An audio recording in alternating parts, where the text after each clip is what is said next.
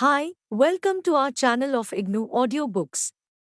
Indira Gandhi National Open University, School of Continuing Education, Certificate Programs, Certificate in Nutrition and Child Care, CNCC-2 Organizing Child Care Services, Block Times 5 Play Activities for Preschoolers-I, Unit-23 Play Activities for Developing Cognitive Abilities and Some Concepts. 23.1 Introduction. You have read about cognitive development during preschool years in Unit 18 of Block 4. You know that during this period the child is learning to take another person's perspective and developing the abilities to match, identify common relations, classify, seriate, conserve and understand cause-effect relationships. These abilities are basic to developing higher-order thinking and acquiring concepts. They lie at the heart of all our activities. Think of any activity that you may have done a few minutes ago. Which of the above abilities did you use to carry out the activity? To illustrate, as you separated the vegetables in the basket to put the hard ones like gourd, potatoes and onions at the bottom and the softer ones like tomatoes and brinjals on the top, you classified vegetables on the basis of hard and soft. As you nested containers one within the other to store them in the cupboard, you seriated them according to their size from the largest to the smallest. Here are some more examples to show that the abilities of matching, classifying, seriating, identifying common relations, and understanding cause-effect relationships are basic to developing any concept. When children pick out beads of one color from a collection of colored beads, in which the ability to match is involved, it helps them to develop a concept of color. Times as they identify food items on the basis of what they like and what they do not, children develop an idea about the tastes of food. Times these abilities are also prerequisites to developing the concepts of number, shape, size and measurement. Because of this, these abilities are also referred to as pre-mathematical concepts, i.e., concepts that children need to develop before they can acquire basic mathematical concepts. In all your words, these abilities are the basis of mathematical thinking. You have read in Unit 18 of Block 4 that being able to count the first step in developing the concept of number depends upon the abilities to match, classify, seriate, set objects in one-to-one correspondence and an understanding of conservation. When children classify objects on the basis of shape, it helps them to develop an idea of different shapes. As they seriate objects according to the length, it helps them develop an understanding of size. These abilities are involved in problem solving, which requires reasoning, analysis, deduction, and prediction. Thus, the need for these abilities permeates every activity of children and helps them to develop all types of concepts, those related to the physical world, the social world, and living things, as you have read in Unit 22. We have used the terms mathematical concepts and foster mathematical thinking in children in the text above. Let us study these terms in the context of the preschool child. By the term mathematical concepts here, we do not mean the abstract concepts used in advanced mathematics. This is the superstructure which is built upon the foundation children develop early on their own, even before we adults think of providing any systematic experiences in numeracy. The mathematical concepts that toddlers and preschoolers develop through everyday experiences are those of many and few, more and less, heavy and light, fast and slow, long and short, big and small. When a 3-year-old boy, upon getting one pencil and seeing his elder brother get 3, begins to cry, you know that he realizes he has less than his brother. He is able to understand more and less with respect to 3 objects. When the 2-year-old girl, on not being able to reach the biscuit can, goes looking for her elder sibling, she is demonstrating an intuitive understanding of relative height, of long and short. A 4-year-old understands time as time to eat, time to play and time to sleep. The time it takes to reach school or the duration of waiting for one's turn on the swing, which are relevant for the child, help in the measurement of time. Can you list other concepts which children seem to know before they begin formal schooling? Children develop these concepts through everyday experiences, especially play. Developing these concepts is essential before any other number teaching can take place, even just counting. In this unit, we shall talk about some play activities that will foster the development of the abilities to match, classify, compare, seriate, find common relations, measure and understand cause and effect relationships. Besides this, we shall also talk about play activities that help children to sharpen their sensory capacities. We shall also describe some play activities that will help schoolers to develop the concepts of number, shape, space, time, size, measurement, i.e., the concepts which will foster mathematical thinking. Objectives. After studying this unit, you should be able to times plan and conduct age-appropriate play activities to sharpen children's sensory capacities. Times plan and carry out age-appropriate play activities to strengthen the abilities of matching, classifying, seriating, understanding cause and effect relationships. Times plan and carry out age-appropriate play activities to help children develop concepts of number, shape, size, space, time and measurement. 23.2 How children learn.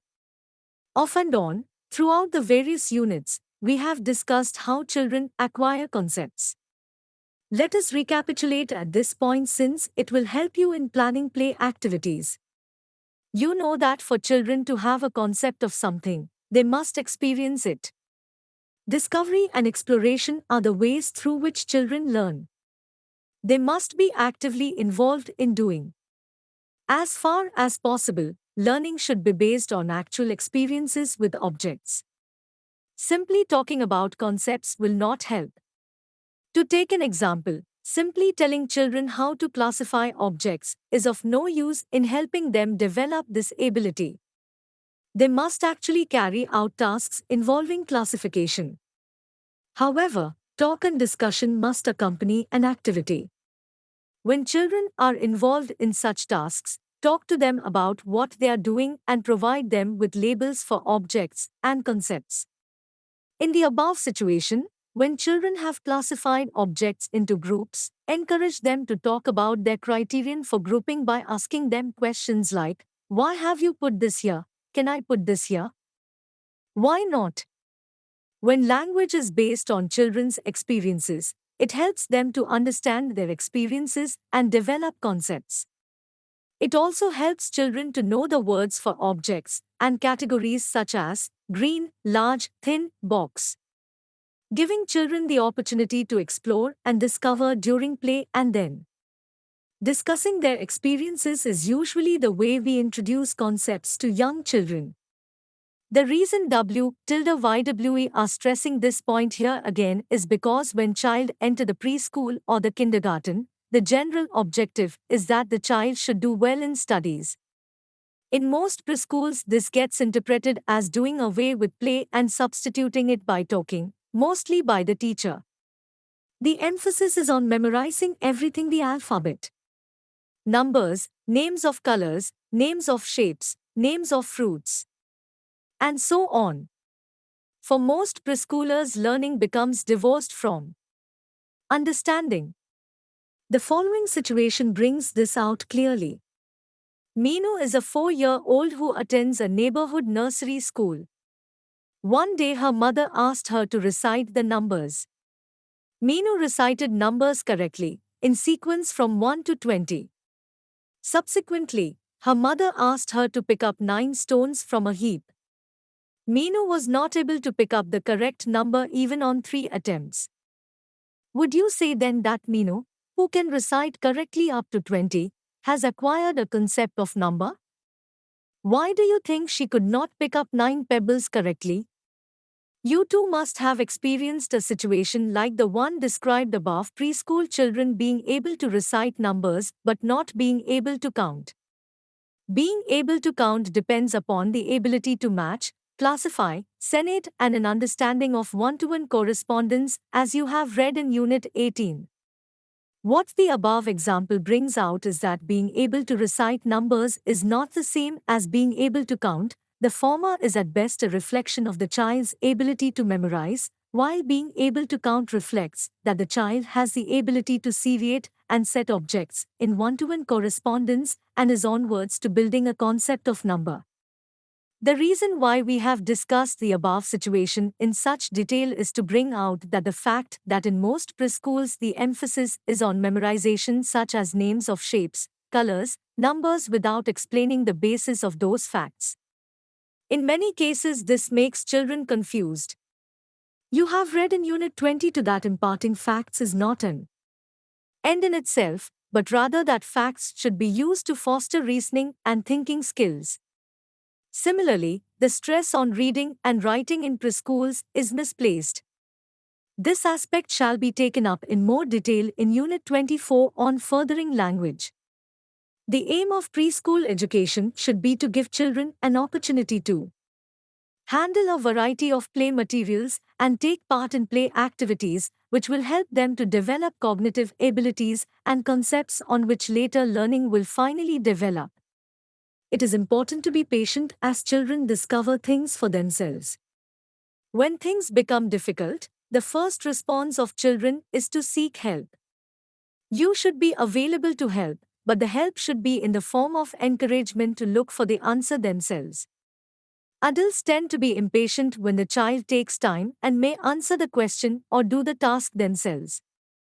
This prevents the child from reasoning and finding out. As a first step in helping the children to overcome a difficulty, let them identify the problem. To do so, discuss the problem with them, ask questions about it, and draw their attention to aspects they may not have noticed. Once the problem is defined, encourage children to look for possible solutions. Sometimes, children may come up with suggestions that are impractical or impossible. Do not be critical of such ideas, but recognize that learning also depends on trial and error. Encourage children to ask questions and use their response to arrive at solutions. Do not hurry to offer a solution before children have had time to think about it. 23.3 Enhancing Observation Skills. Play activities for sensory exploration.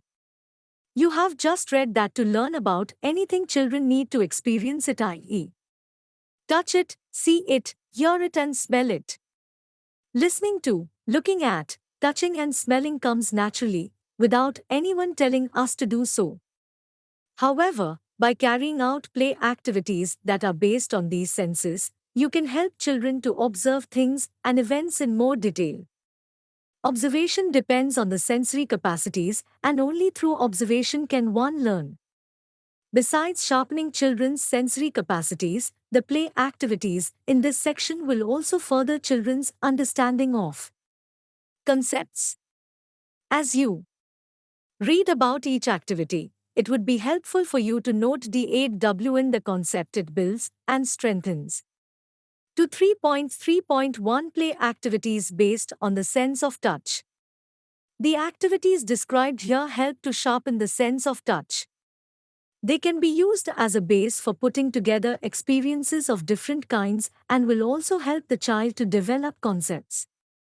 As you read them, try and evaluate whether you would be able to present them to children in the way they are written or whether you would like to change them to suit your needs. Children touch the things they play with. Make sure that the play objects you select for children are made of different materials: wood, cloth, paper, metal, clay, and so on. As children play with different objects, talk about their texture. Ask them how the objects feel. This will introduce children to words like soft, hard, rough, and smooth and help them to acquire these concepts. Times put some objects of different textures, which children are familiar with, in a bag or a box. Ask children to dip their hands into the bag, feel the object and identify them in this way without seeing them. Times create different textured surfaces in the preschool by covering some area with a doormat, sand, grass, bricks, smooth pebbles, and wooden planks, and leave some area uncovered.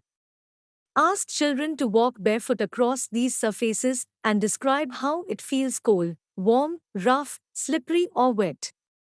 Later, ask children to enact how it feels to walk through knee-deep water, through a muddy patch after rains, on thorns, and so forth. Times in an earlier unit you have read about organizing sand and water play. These activities also provide sensory experiences. Times take a piece of cardboard. Cut out 10 centimeters square pieces from it. Put glue on one side of each piece and paste sand, twig, pebbles, sawdust, velvet paper, and other materials of different textures onto cards each. Thus you have one pair of cards of each texture. Using these cards you can play a game. Distribute these cards to children and ask each to find another child who has a corresponding pair. This requires children to match their card with those of others and identify the one which is exactly alike. Thus, apart from strengthening the child's understanding of difficult textures, this activity also helps in the ability to match. Times when children go out in the open to play, you can engage them in the following activity. Ask them to collect things that feel smooth on touching, such as a round smooth pebble, a smooth leaf, a petal of a flower, a soft feather, and things that feel rough like the bark of a tree, a twig, dry grass, or sand. These articles can be brought to the center and can be the focus of discussion. Times some activities where the children have to feel objects with their face can also be organized. These objects must be selected very carefully. Can you list the abilities and concepts children will develop, besides sharpening their sense of touch, as they are involved in these activities? Some of them are concepts of coldness, roughness, wetness, hardness.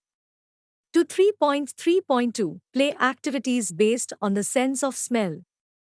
Normally, we do not have to make an effort to smell. If anything has a specific smell, it is noticed at once. Activities that focus on the sense of smell help children to be more observant and develop related concepts and vocabulary. Times routine activities can be focused to talk about the sense of smell. When children sit down for a meal, the conversation, if focused on the aroma of food, can be the beginning of a discussion. Do they like it? What are the foods that smell good to them? Some food items like cauliflower, turnip, radish, and fenugreek greens, when cooked, have a very specific smell which we notice. These can be the topic of conversation. When these vegetables are cooked, children can also be encouraged to guess the name of the dishes from their aroma. Initially, children may not be able to identify the food items, but after some exposure, it will not be difficult to do so. Times give children ginger, garlic, onion, orange peel, mustard oil, crushed leaves of a lemon tree, a rose, and other things with a specific smell. Later put these in a small box, each, and ask children to identify them by their smell. Times organize a trip to the market. Before going out, discuss with children that they should notice the different types of smells and try to locate their source. Of course, once actually in the market, children will be attracted by many other things besides the smells. That is natural and must be encouraged. Back in the center, encourage the children to talk about what they saw, heard, smelt, and touched. Times most flowers have a distinct smell. Encourage children to smell flowers growing in the neighborhood. Tell children the names of different flowers. They may not be immediately able to associate the name with the smell, but they will begin to do so over a period of time. Similarly, many trees can be identified by the smell of their crushed leaves, for example, lemon and guava. Times a story or a song that refers to different smells will be enjoyable. Activities based on the sense of smell will help children to understand the meaning of the words such as sweet-smelling, foul-smelling, pungent, and sharp-smelling. Children may not understand and use these words immediately, but the experiences in differentiating various types of smells will strengthen their powers of observation. It is possible that what a child may categorize as smells good is stated by another child to smells bad. List the concepts and abilities that are being strengthened through the play activities described above.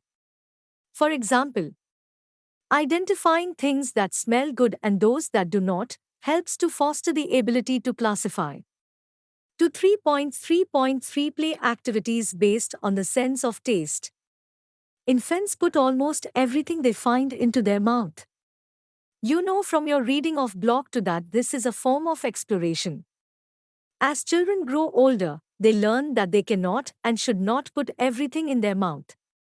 But nevertheless, this sensory channel tells us a lot. Children should be encouraged to taste many kinds of food. Talking about the taste, whether what they ate was bitter, sour, sweet, salty, will help them to develop these concepts. The tongue is also an organ for judging. Children will be able to talk about whether what they ate was soft or hard. You can put up a chart on wall and divide it into columns with categories salty, sweet, sour, bitter. As and when children tell you the taste of things they ate, you can enter their names on the chart. To 3.3.4 Play activities based on vision and hearing. All our activities involve listening and looking, including the ones described in the preceding subsections. However, some specific activities based on these senses can be planned. You will read about a variety of such play activities in Unit 24 on Furthering Language. Here we shall describe some to serve as examples. Times ask children to recall what they saw on the way to the center school. Times ask them to note what is new about a particular plant. In the center there may be a new flower, a shoot, a few leaves that have turned brown, and so on. Times talk to children about the various sounds they can produce using their body. Bring to their notice the sounds we make all the time but pay no attention to, such as heartbeats, breathing, and the sound of our footsteps. Times you can play a game of follow the leader where the leader claps or stamps in a particular rhythm and other children repeat it. We have stated the play activities in separate subsections, which gives the feeling that activities related to each of the senses have to be organized separately.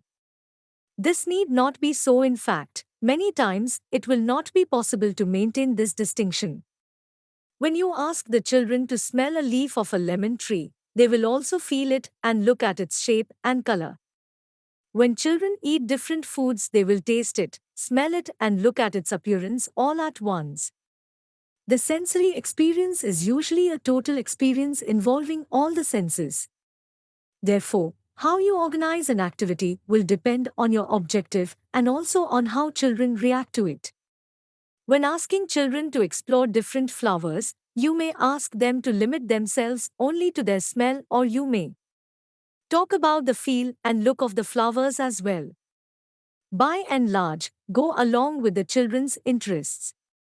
You are listening to this audiobook on Audio Learn IGNOU. 23.4 Memory Games. Memory is an integral part of cognitive functioning and our day-to-day activities. Memory involves storing information efficiently in the brain and being able to recall it when needed. Children's ability to store information efficiently and recall it develops as they grow. Some of the play activities we have mentioned in the preceding section also involve recall. Can you identify these? Check your list with the one that follows. Some activities where recall was involved were talking about what children saw on the way to the center, identifying an article by smelling it, thinking of the smells that children like, pointing out what is new about the potted plant. The following are some interesting games based on the use of memory. Put 3 or 4 objects in front of the children and ask them to look at them carefully. Then cover them with a cloth and remove one of the objects without letting the children see it. Then remove the cover and ask them to name the object you have taken away. A variation of the above game is as follows. Show the objects, then cover them and ask children to name the objects they saw. As children get used to playing this game, you can increase the level of difficulty by increasing the number of objects. Draw the events from a familiar story on a set of 7 or 8 cards. Then jumble them up and ask children to put them in the order of the events of the story. This will be a difficult activity for younger preschoolers. You will be more successful trying it with 5 to 6-year-olds. Keep the number of cards to 4 or 5 in the beginning. Increasing the number of cards will make the activity more difficult. Take 2 cards of similar size. On one, draw 4 objects and on the other, 3 objects. Show the first card to children for a while. Then take it away and show the second one. Ask them to tell or draw what is missing. Variations of these can be played. Draw objects that children are familiar with on different cards and leave out something from the drawing. For example, while drawing a bicycle, leave out the handlebar, the pedals or one wheel and ask children to tell what is missing. Converse with children about events that have occurred in the recent past. Ask them, for example, the names of children who had not come the day before. 23.5 Play activities for developing cognitive abilities. Let us now read about some play activities that will help to develop children's ability to match, classify, find common relations, compare, seriate, measure and understand cause and effect relationships. Besides strengthening these abilities, the play activities mentioned here also help in developing concepts such as those of color, shape, number and size. A point one must keep in mind while planning activities is the level of difficulty. Initially organize simple tasks for marching, classifying, seriating and so on. Gradually make the activities complex. How this can be done has been explained in each subsection dealing with a particular ability. 23.5.1 Play activities to strengthen the ability to match. As you know from your reading of Block 4, marching involves identifying and putting together those objects which are identical. For example, identifying red circles of the same size from a collection of circles of different colors and sizes. Can you recall from your reading of Unit 18 in Block 4 how the ability to match is useful in learning?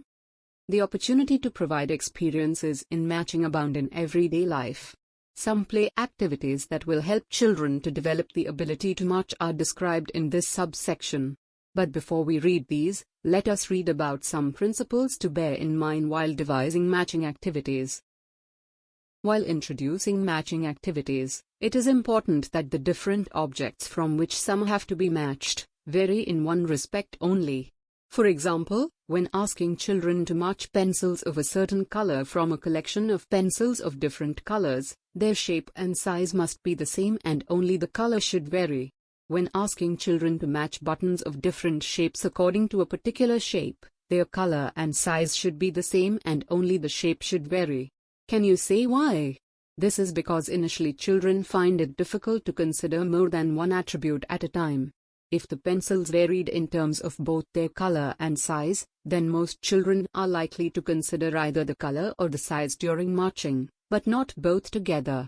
What may happen is that children begin by matching with respect to color and so pick out a few pencils that are of same color as the one you asked them to match with, but not necessarily of the same size, and then their attention shifting to size, they may ignore the color completely. Thus their collection may be something like this. Use a variety of materials for matching activities so that children have varied experiences. Use leaves, sticks, blocks, toys, containers and things easily available in your setting. We have said that initially it is not necessary to name the property on the basis of which you are asking children to match. However, as children have had several experiences of matching, explain and talk about the attribute on the basis of which they are matching.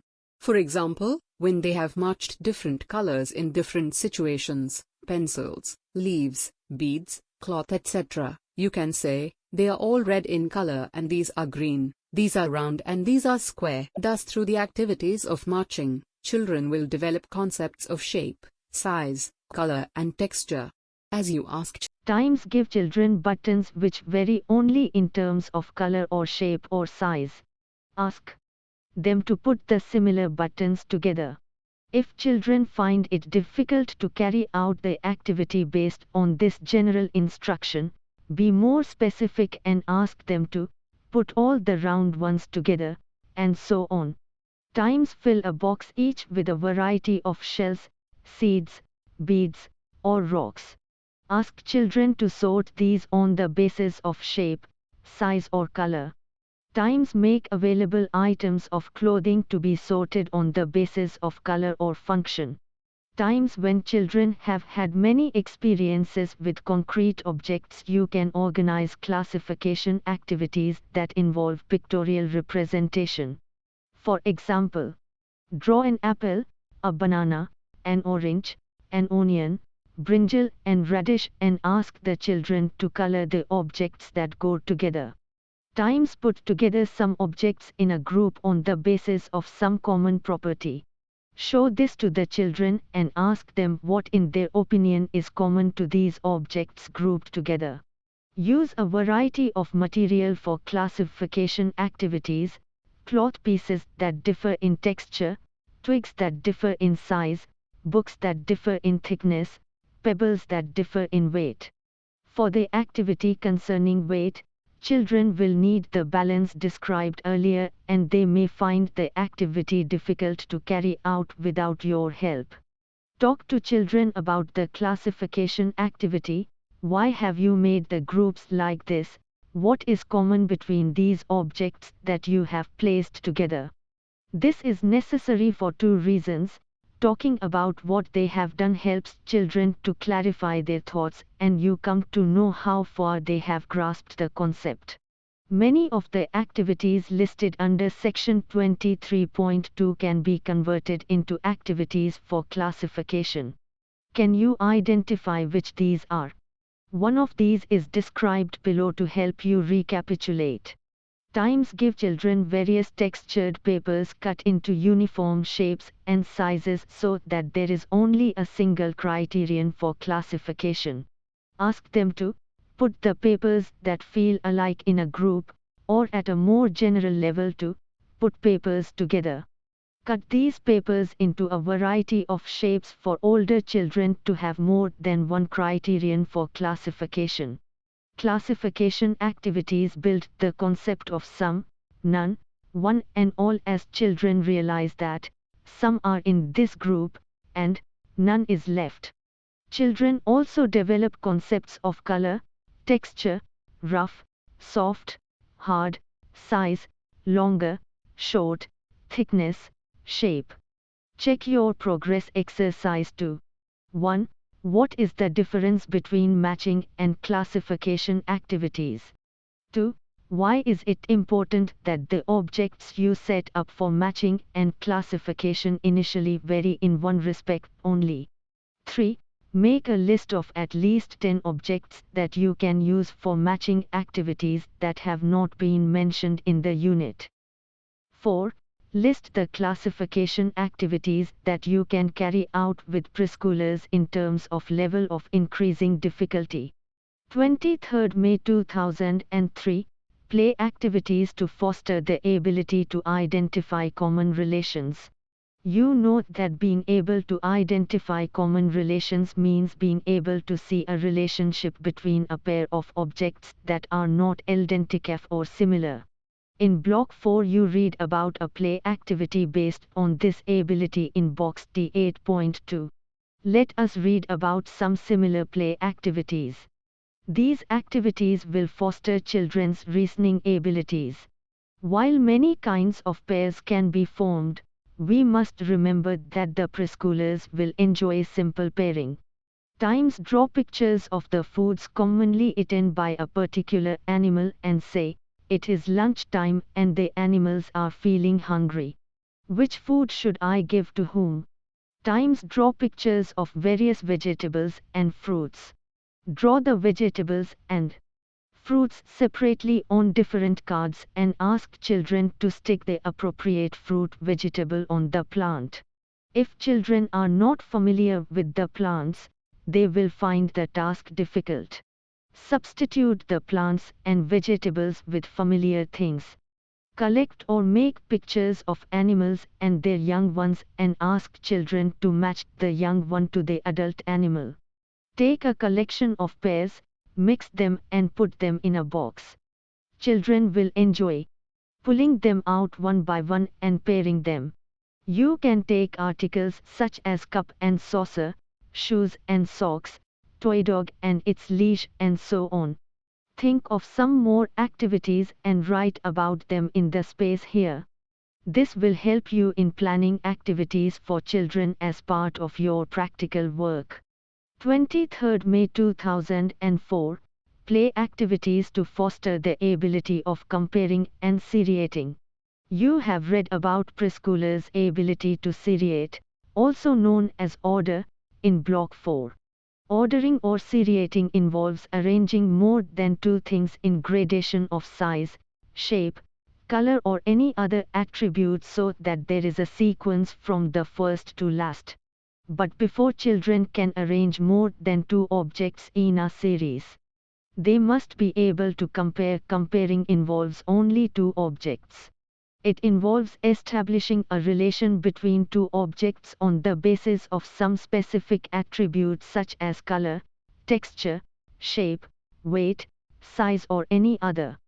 Children are able to compare before they are able to seriate. Preschoolers make comparisons naturally, especially when the subject involves them personally.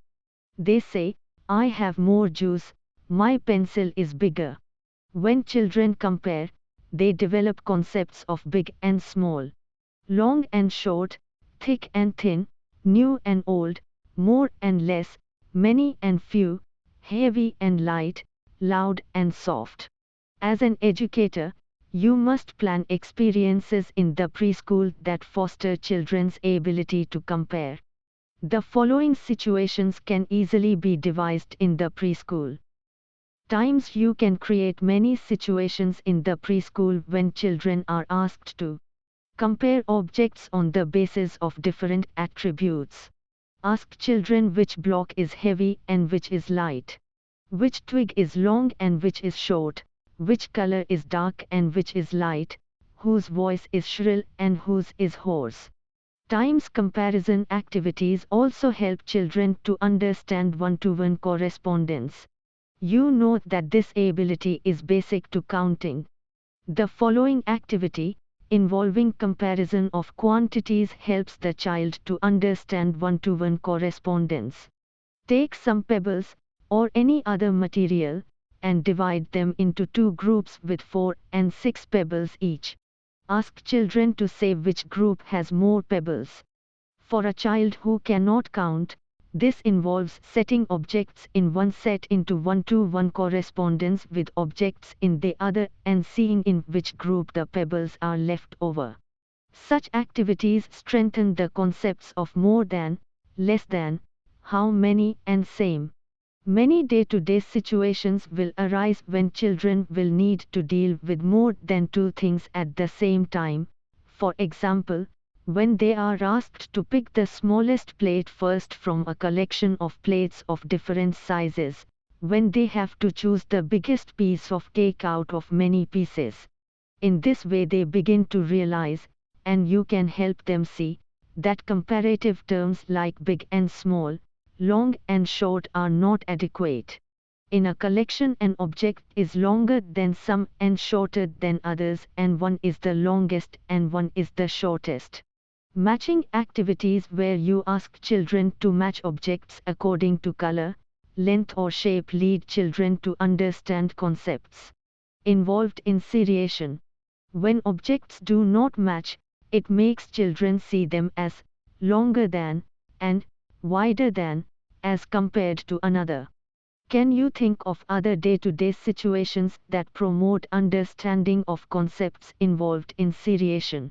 In the following paragraphs we have described the principles behind planning seriation activities in terms of levels of increasing difficulty. Times the simplest seriating activity is asking children to copy a pattern.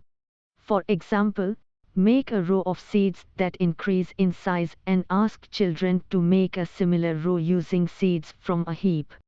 Times at a higher level of difficulty is asking children to continue a pattern. For example, in the above case ask the children to extend the row of seeds you have made. The question to be answered in ordering activities is, what comes next? Times at the next level of difficulty is asking children to arrange a collection of objects on the basis of some attributes such as color, length, width, thickness, or weight such that there is a uniform gradation. Seriating to shape and color is easier than seriating according to length, size. Initially you may need to prompt by asking questions such as which is the smallest, which is longest, and explain how to do the task. When children have put objects in a series incorrectly, you will need to help them see their mistake by asking questions like, is A, pointing to the object, thinner than C, pointing to the object, or, this one looks bigger, should it not come here? Times begin by giving children 3 objects to seriate and then gradually increase the number. Seriating more than 5 objects may be difficult for preschoolers. What happens is that while seriating they place the first stick and then compare the length of the second stick with reference to the first one. But while placing the third stick, they tend to refer only to the second stick, instead of looking at the total arrangement. So you may have an arrangement that looks like the following. Look at the screen. The child must perceive the third stick in relation to both the first and the second, that it is longer than the first, but shorter than second, and, therefore, must come in between them. But the child perceives each subsequent stick only in relation to the last stick that has been put in the sequence, and, therefore, does not get a uniform gradation. Keeping the above principles in mind, the following are some examples of play activities that can be devised to foster the ability to seriate. Times give children containers or rings of different sizes to be fitted into each other so that none remain. Times ask children to stack play material according to size, with the big ones first, then the smaller ones and then the smallest ones on the top. Times ask children to arrange flowers, sticks or leaves according to increasing or decreasing size. Times seal different amounts of pebbles in tin boxes and ask children to shake them and then arrange the boxes according to the sound they produce. Think of some more play activities that involve seriation and put them down in the space below. When carrying out seriation activities, you will use words like last, first, in, between, before, after, and next. Thus children develop these concepts. Such activities will also help them to see that attributes are relative. A button which may be the largest in one set, may be the smallest in another. Thus there are no absolute dimensions. Activities of ordering by size help to strengthen concepts of bigger than, longer than, smaller than, biggest, and smallest, longest, and shortest. 23rd May 2005, play activities to help in understanding cause and effect relationships. The ability to understand cause and effect is the basis of all scientific understanding and any kind of investigation. Children show an intuitive understanding of cause and effect from infancy itself. When the infant moves her leg to shake the crib or shakes the rattle to make a sound, she is demonstrating that she understands that her action, cause, has a result, effect. Of course, at this stage the infant cannot tell what is the cause and what is the effect, and if both the cause and the effect are not visible, she will not be able to make the connection. As children grow, not only are they able to tell the cause and the effect if one is not apparent, but are also able to predict what will happen, effect, as a result of an action, cause, and deduce what may be the reason, cause, for a particular event, effect. In the preschool center, encourage children to talk about the causes and effects of an event. Ask questions such as why, when, what and how, they lead to an understanding of cause and effect. For example, when the children ask, "How did the clothes dry?" you can provide the answer, "Because the sun warmed them." Alternatively, you can stimulate them to look for answers by asking them a question in return. "What do you think made it happen?" You have read about many activities in Unit 22 on exploring the environment, which foster the ability to understand cause and effect. It would be helpful to recall some and write about them here. 23.6 Developing concepts. Along with most of the play activities that we have described in the preceding subsections, we have stated the concepts they strengthen. However, for clarity and to help you recapitulate, we shall in this section describe some play activities for developing certain concepts. The concepts that we shall talk about in this section are those of shape, size, which includes the concepts of length, area and volume, number, measurement, space and time, mathematical concepts, so to say. It is important to remember that when we speak of imparting these concepts to preschoolers, we are not thinking of these in formal terms. Thus, by the concept of volume for preschoolers, we do not mean the formula, length x, breadth x height, or calculations based on this. We simply mean experiences of the type, how many cups of water it takes to fill a bucket. When thinking of shapes, we mean the many experiences of sorting and seriating shapes. Before we go on to describing play activities to strengthen these different concepts, it would be useful to discuss how not to impart these concepts to children. 23rd June 2001, How not to carry out maths-related experiences. You may have noticed that in many preschools, activities related to the concept of number begin with making the child learn the numbers names from 1 to 10, gradually moving on to numbers till 15, then 20 and soon. This is considered as counting. Having read an account of what it means to count in Block 4, you will agree that such rote learning of number names does not mean that the child has developed a concept of number or can count. There is no attempt to build the concepts of matching, classification, seriation, or one-to-one correspondence which, we have seen, are basic to being able to count. Almost simultaneously, the child is taught to write 1, 2, 3, and so on, without waiting to develop the child's eye-hand coordination necessary for such a task. Most children at this stage are between 3 and 4 years of age. Beginning in such a way, with no reference to real-life situations, number names seem meaningless to the child. Really, how meaningless the entire exercise can be is clear from the following situation. 4-year-old Rajni was reciting number names, some of them in order and others randomly. The child's aunt sitting nearby asked her, "Can you write, too?" Rajni said, "Yes," and wrote the following.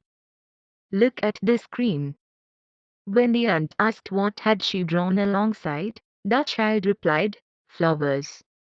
On asking her why she had drawn them, she replied that, "This is the way to is written in the book."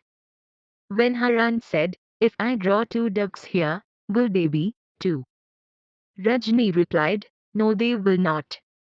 It is quite clear that Rajni had no idea that 2 refers to any collection of 2 objects. Can you say then that the child had a concept of numbers even though she could write the numbers names from 1 to 10? The following situation is typical of how activities related to numbers are carried out in many preschools. She planned an activity to help the children understand the concept of number.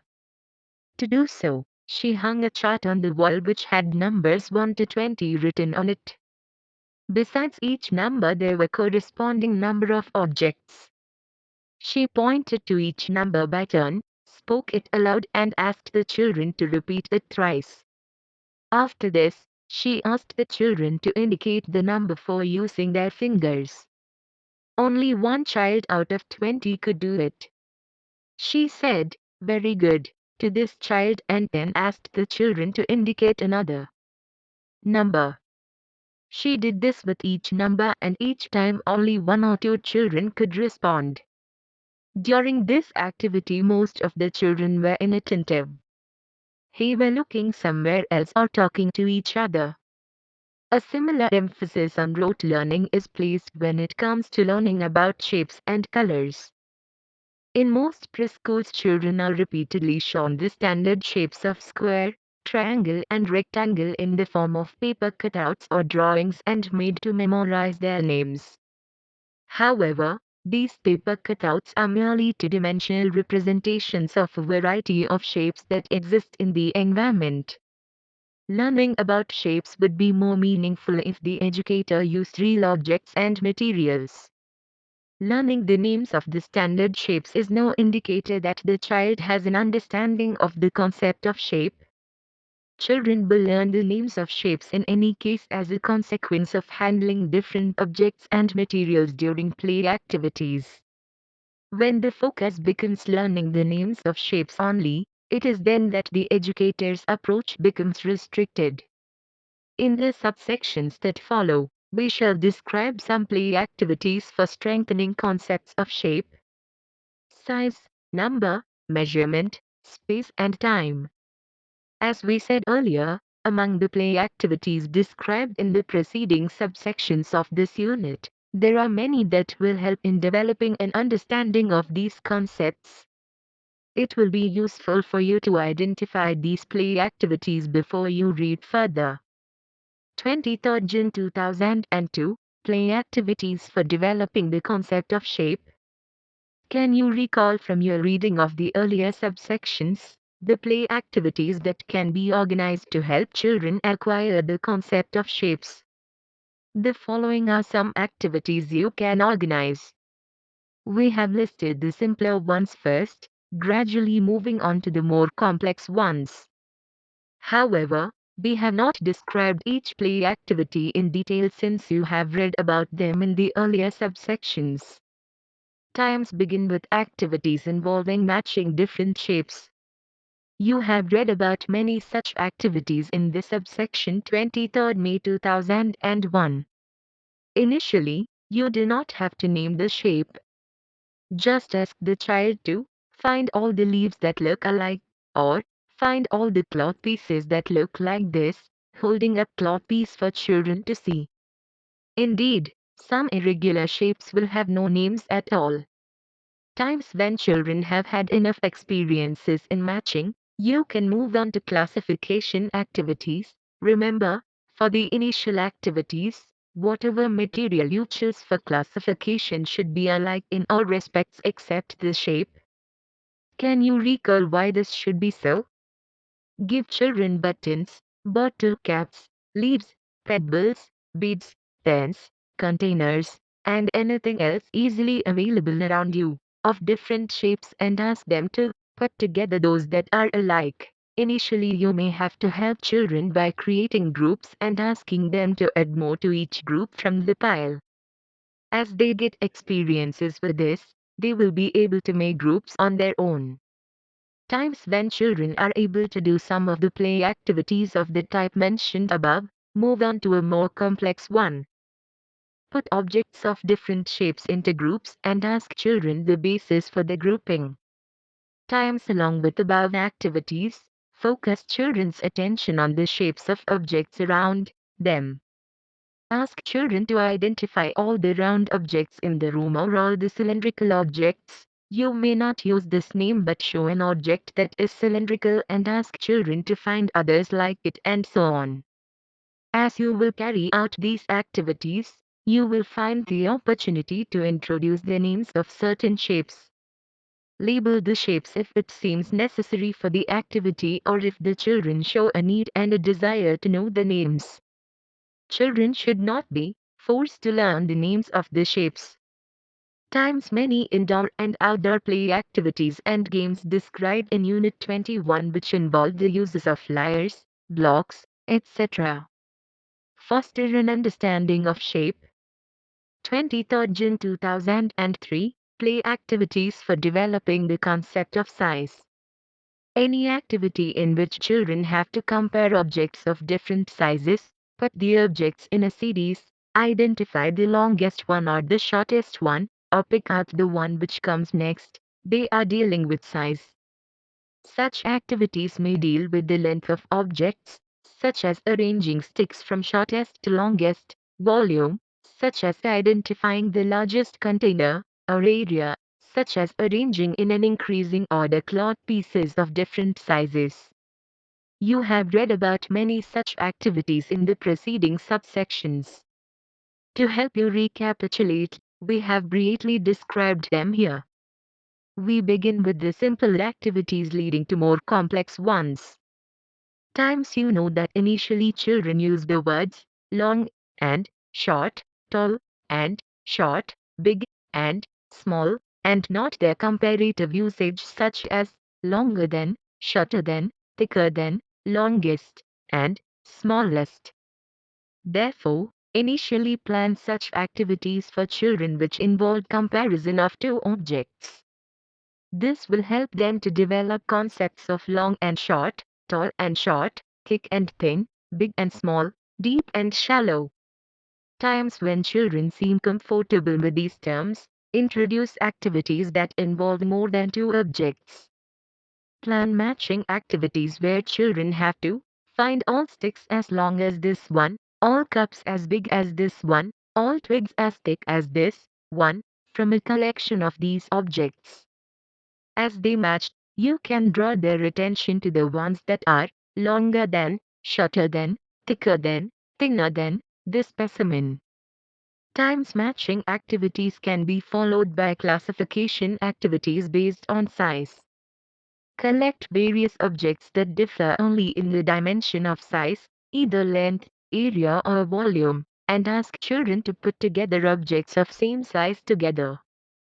It is likely that you may need to make the two groups for children initially, explain the basis for the groups and then ask them to add new items to groups. Gradually, avoid giving such instructions and let children manage on their own. Ask children the reasons for their grouping. It is quite likely that they may have grouped objects on basis other than size. Talking will help to clarify children's thinking and give you some idea about how children think. You can use various objects for classification. You have read about such plain activities in this section 23rd May 2002. Times variation activities also help in developing the concept of size. You have read about such activities in section 23rd May 2003. Seriation boards are available in many toy shops. This is a wooden board with pegs of different sizes which have to be put into the right holes. Initially, children will use tree and error to determine which peg goes in which hole, but gradually they will be able to judge which peg fits into which hole by looking at it. Times besides the above activities which specifically focus on size, many outdoor and indoor games, described in Unit 21, contribute to an understanding of size. As children find that they can crawl under some play equipment and not through others, that they can jump over certain structures but not over others, as they stretch to reach a bar, as they choose different balls for different types of play and as they select a stick of just the right size to play cricket, they are dealing with dimensions of size. 23rd June 2004, play activities to develop the concept of number. As you know, the ability to match, classify, seriate and set objects in one-to-one correspondence are basic to developing a concept of number. You have read about play activities to foster the first three abilities in section 23.5. Let us study how one can strengthen children's understanding of one-to-one correspondence. Understanding one-to-one correspondence. The following situation typically occurs when one interacts with preschoolers who are learning how to count. An educator placed 10 pebbles in a row and asked Pankaj to count how many were there by touching them. Pankaj counted the pebbles thrice and came up with a different answer each time. What was happening was that Pankaj either left out a pebble while counting, or counted a pebble twice. His counting was something like the following. Look at the screen. Sometimes children continue reciting number names even after each pebble has been touched and counted. Children who make such errors have not understood one-to-one correspondence. They have not grasped the idea that each object has to be touched only once during counting and no object can be left untouched and only one number has to be called out while touching each pebble. Before children can begin to count, they need the experience of setting up objects in one-to-one correspondence. To understand one-to-one correspondence, children need to understand the meaning of many and more than, less than and as many as. Children as young as 3 can understand the difference between many sweets and few sweets, particularly when the difference between them is large. If you set up 2 piles of stones, one of which is a much bigger heap than the other, then children will be able to point to the one which has more stones. More and less are children's everyday experiences, as they compare the quantity of juice in the glasses, the number of pencils or the number of sweets. Children's everyday experiences help them to develop an idea of one-to-one correspondence. As they check whether there are as many plates as the number of people to eat, they are setting up people and plates in one-to-one correspondence. Typically, the child says out aloud, "This plate is for Mummy, this is for Papa, this is for Pinky, this is for Bhaiya and this is for me." As the child finds one blouse for each of her dolls, she is setting up the dolls and the blouses in one-to-one correspondence. You can devise many activities to strengthen this concept, such as the following. Lay out a row of pebbles and ask the child to make another row with as many pebbles as the first one. Ask them to put out as many beads as the number of leaves, as many paint brushes as the number of children, to put one toy car each in the toy garages. Through such activities, children develop the idea of as many as. Can you think of some more activities to strengthen an understanding of one-to-one correspondence? When items in one group is less or more than those in the other, then arises the concept of more than and fewer than. The situations described above can be easily adapted to lead to an understanding of more than and fewer than. During the activities, ask children questions like, are there as many plates as the number of children? Are there more leaves or more beads? You can also devise PI activities involving one-to-one correspondence through pictorial representation. Through an activity like the following, ask the child to find out if each rabbit has a carrot to eat. Ask the child to connect a pair of carrot and rabbit with a line. Such activities will help the child to visually understand what is involved in one-to-one correspondence. Introducing counting. Many experiences in matching, classifying, creating and setting up objects in pre-number activities. These are the base from which the ability to count and other numerical abilities will grow. Hurrying up and introducing counting before the child has had the chance to explore the above-mentioned pre-number concepts may cause confusion to the child. Most of us, while introducing number names and teaching how to count, do so in the absence of real objects. We present number names to children in a sequence, expecting that children learn them in the order and understand what they mean. But to many children this may not matter. Since, as we have said in the earlier part of the unit, it would be helpful to introduce counting using objects. When learning how to count, children need to understand that each successive number is one more in quantity than the previous one. However, the typical way in which we introduce numbers creates confusion, instead of helping the child understand this. Most of us begin in the following manner. Often when counting objects for the child, we move from one object to the next, saying 1, 2, 3, and so on as we touch each object. The child, on seeing the adult touching these items, which in all other respects look alike, and seeing a different word for each one, may conclude that 1, 2, and 3 are names of these objects. We do not explain to the child that we call the second object 2, because we assume that we are now referring to a collection of two objects, the object that we touched earlier and the one we are touching now. We understand this and we expect the children to follow this by themselves, without our explaining to them.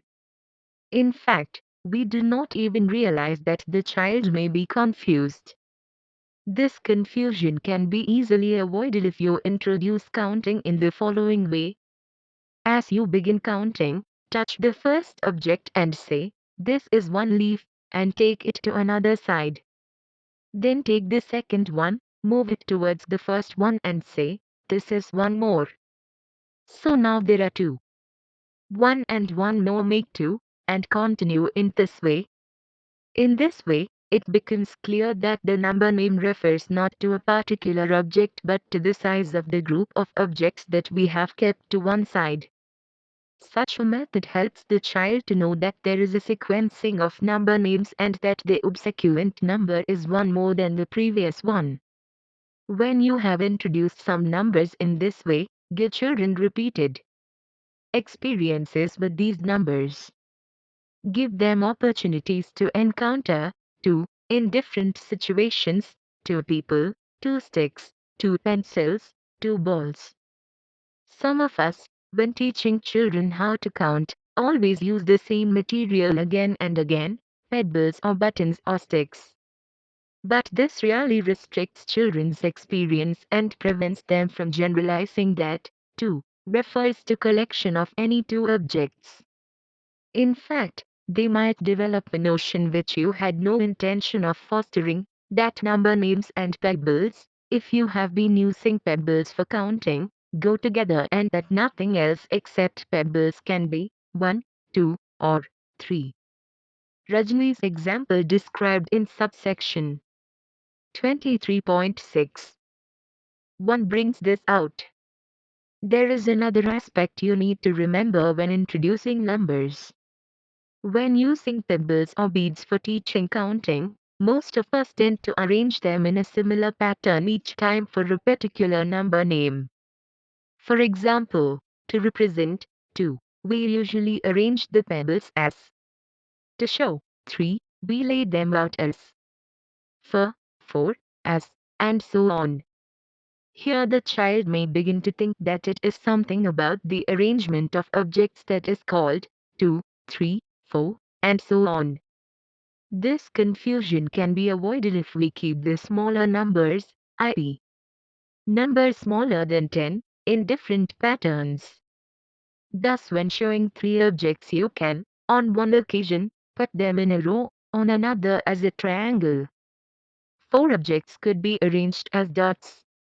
Introduce a few numbers at a time. This gives the child enough time to understand what they mean by manipulating different materials, will lead to a more permanent learning and avoid confusion later on. This script in numbers should be introduced after the children have had considerable exposure in counting using concrete objects. However, most of us do quite the opposite. We introduce a number name by writing its script on the board or the notebook. For the adult, this script is a very convenient way of handling numbers. It is easier to write 4 on the board rather than showing children 4 objects. But a hurry with introducing script limits the child's experience with concrete objects. Children may begin to think that 2 has something to do with the shape of written symbol 2, instead of understanding that symbol is just an arbitrary way of denoting two-ness. Not until the children seem to have some concept of numbers should the script be introduced, and then too the reason for introducing the script should be explained. that the script is a convenient way of dealing with large numbers, that we do not need to collect 9 objects. For example, when we talk of 9, 2 is easier to write it as 9. 23rd June 2005. Play activities to strengthen the concept of time. You have read about the preschoolers' understanding of time in Unit 18 of Block 4. It will be useful for you to refer to that section before you begin reading about the play activities mentioned here. To briefly recapitulate, time as minutes, hours, weeks, months or years does not make much sense to them. Younger preschoolers can talk about the present, the immediate past, and the immediate future. They understand morning, evening and night, day before, today and tomorrow. They also remember some salient event that may have happened some time back, such as a trip or an accident where they hurt themselves. The older preschooler recalls longer time spans and also develops a better understanding of how events occur in time. The following are some activities which you can try with preschoolers. The simpler activities are described first and they lead to the complex ones. Times to help children understand the past, present and future. You can set up some imaginary situations. Let's pretend it is early morning. What are we going to do now? Talk about what they did yesterday and what they will do tomorrow. It's night time now. What do you do at night? What does the dog do? What do the trees do? What are you going to do in the holidays in summer? Times some situations that deal with a short span of time can help children understand that one can measure time. Most of us spontaneously carry out such activities with children. Such as, let us see whether you finish your food first or I finish cleaning the utensils, or, I will count till 10. Let's see if you can make a book placed on the shelf. In this way, you can use any activity of the child as a segment for measuring time. Children can compare their activities. For example, how many blocks can one child fit into the shelf while another child fills a bucket of water? Times linked to time is the concept of speed. As children begin to understand time, they also talk of things that are fast and slow. Plan some activities around this concept. Ask children to go to a certain point, first slowly and then fast. Ask them which takes less time. Talk of animals, vehicles that move fast and those that move slow. Draw these on a card depicting that they are in a race and ask children which will reach the finish line first. Think of some more activities and write them in the space provided here. 23rd June 2006. Play activities to strengthen the concept of space. The concept of space involves the understanding that objects occupy some space, the idea of far and near, above and under, through and over. The many outdoor and indoor games described in Unit 21, where children get opportunities to run, climb, jump and NWL help them to develop a concept of space. Refer to this unit for specific activities. Besides these, you can plan specific activities such as the following to strengthen the understanding of far and near, over and under. Times take a picture from a calendar or a newspaper, such as that printed on page 96, and ask children to name the things that appear closer to them and those that are further away. Gradually 6 more specific questions such as, what is nearest to the car? Add more details to the picture to make the activity more complex. 23rd June 2007. Play activities to strengthen the concept of measurement. Measurement is an integral part of developing mathematical coordinates. An understanding of measurement involves 3 aspects. Times an understanding of the need for a unit of measurement against which objects are to be measured. Times the understanding that measurement can be expressed as a multiple of any number of units. Times that while creating an arbitrary unit of measurement may be appropriate in a specific instance, it is not possible to compare measurements taken by various arbitrary units. For example, the instruction, go 16 steps, would yield a different distance for different people, depending on the length of each person's step. Times that for different measurements to be comparable, there must be standardized unit. However, for children to understand these aspects, they need many informal and spontaneous experiences of measuring. They must get opportunities to discover these principles for themselves. In their day-to-day activities, children are required to know size as when the teacher says, "Give me the smallest pencil," or when the child remarks, "I am taller." When children compare and order objects, they are measuring not with respect to some standard unit, but they are establishing the relationship of objects with each other. To help the children understand that there is a need for a unit of measurement, you can carry out the following activities. Times ask children to measure how long the rooms are by seeing the number of steps it takes to cover the rooms. Similarly, they can measure the playground, the kitchen and other places. Expressing the measurement in terms of number of the steps, they can compare the different lengths. Times counting the number of cups of water it takes to fill buckets of different sizes. Times finding out how tall each child is by marking the height against the wall and measuring this with a rope or a ribbon. Times determining how many blocks pieces of paper it takes to cover the table, a section of the garden or floor. Times using a balance to measure all sorts of materials, shells, rocks, bolts, pine cones. Ask children to find out how many shells it takes to balance a nail, a box, a pine cone, a cotton ball or paper clip. Such an activity will help children to see that big in size does not always mean that the object is heavy as well. These experiences will help to contribute to an informal and intuitive understanding of length, area, volume and weight. Of course, children may not be using these words or understand the concept fully. But these experiences will lay the foundations for understanding these concepts when they are introduced formally in primary grades. Through these play activities will also arise some contradictions which will spur children's thinking towards a need for standardized unit of measurement. For example, as each child measures the room and expresses it in terms of number of steps, point out that the length of room becomes different with each child. Ask the children the reason for this. You can discuss that the length of each child's step varies. Similarly, as children measure the number of cups it takes to fill a bucket, give them cups of different sizes. This will again lead to a discussion that the number of cups it takes to fill the bucket depends on the size of the cup. Such activities will help them to develop the concept of size. This awareness can then lead on to a discussion that you need a standard unit of measurement, if measurement made by different people is to be comparable. To reinforce this aspect, you can devise activities like the following. Times ask each child to give you a handful of sand. Then ask them to compare the heaps. Each heap will be different from each other.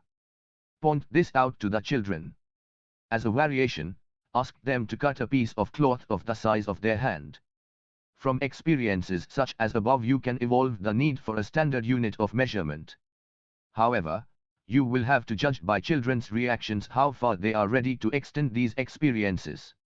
Basically, the discussion on the need for a standard unit of measurement must evolve from children's own perceptions. When children find out that the result is different each time, it indicates that they are ready to extend their thinking a little further. By and large, it is only after the preschool years that children will see the need for standardized measures and are able to use them. So do not hurry children towards this understanding during the early childhood years, but rather provide experiences such as those described above to serve as a base for thinking later. Check your progress exercise 5. 1. What are the type of activities you can organize with preschoolers to help them develop a concept of time? 2. What are the type of activities you can organize with preschoolers to help them understand the concept of measurement? 23.7, Summing UP.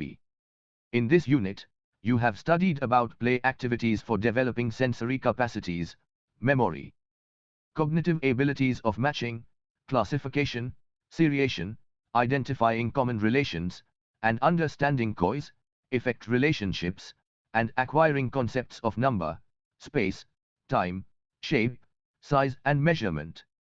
You know that children learn through exploration and discovery and, as far as possible, learning should be based on concrete experiences with real objects. However, in many preschools the emphasis is on memorization without giving children adequate opportunities for acquiring abilities and concepts through discovery. Learning based on memorization alone does not lead to a complete understanding. The various activities based on sensory capacities, besides sharpening the powers of observation, also help children to develop concepts of texture, smell, taste, color and sound.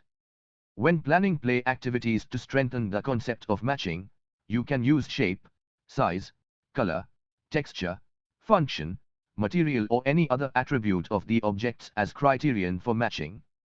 Thus, along with developing the ability to match, children will also develop these concepts. Initially, the different objects to be matched must vary in one respect only. Gradually, you can increase the complexity of the task by varying two attributes. As children become familiar with these activities, discuss with them what they are doing. This will help them in understanding concepts and also give you an idea about how much children know. Classification activities follow from matching activities. The criterion for classification can be the same as for matching. In the initial activities, the objects used for classification should vary in one dimension only. While setting up activities to identify common relations, use simple pairs which the preschoolers will understand. Activities of comparing involve establishing a relationship between two objects on the basis of a specific attribute such as color, shape, size, texture, weight or any other. Comparison activities help children to develop concepts of big and small, long and short, thick and thin, new and old, light and dark. Seriation activities involve setting up a relationship between more than two objects and enable children to see things as relative to one another, as bigger than, older than, thinnest and longest. The simplest seriating activity is asking children to copy a pattern. At a higher level of difficulty is asking them to continue a pattern. Then comes asking children to arrange a collection of objects on the basis of some attribute. Initially, begin by giving children 3 objects to seriate. Preschoolers will find it difficult to seriate more than 5 to 6 objects. To encourage children to understand cause-effect relationships, ask them questions like why, how, where and what. Be patient while they think for solutions. Do not be in a hurry to answer the questions yourself. Through the above play activities, children will develop concept of shape, size, length, area and volume, number, measurement, space and time, i.e., mathematical concepts. The emphasis in many preschools on rote learning of these concepts is growing. To help children develop concepts of shape and size, begin with matching activities and follow with classification activities. Use a variety of materials for these activities so that children are able to generalize the concept of shapes and size to a variety of objects. Many outdoor and indoor play activities also help to develop an understanding of shape and size. Through these activities, there will be many opportunities to label the names of shapes. However, do not force children to learn these names. This will happen in the course of time. To help children develop the concept of size, you can plan seriation activities as well. Developing a concept of number depends on the abilities of matching, classification, seriation and setting up objects in one-to-one correspondence. Spend considerable time on these activities. When introducing counting, do so using concrete objects. Introduce children to a few numbers at a time and give children repeated experiences with these. Use a variety of materials, pebbles, plates, twigs, books, when introducing counting so that children are able to generalize. The script in numbers should be introduced after children have had considerable exposure in counting, using concrete objects. Play activities to strengthen the concepts of time, space and measurement have been described in the unit. Thank you for watching. We will see you in the next video with the next chapter.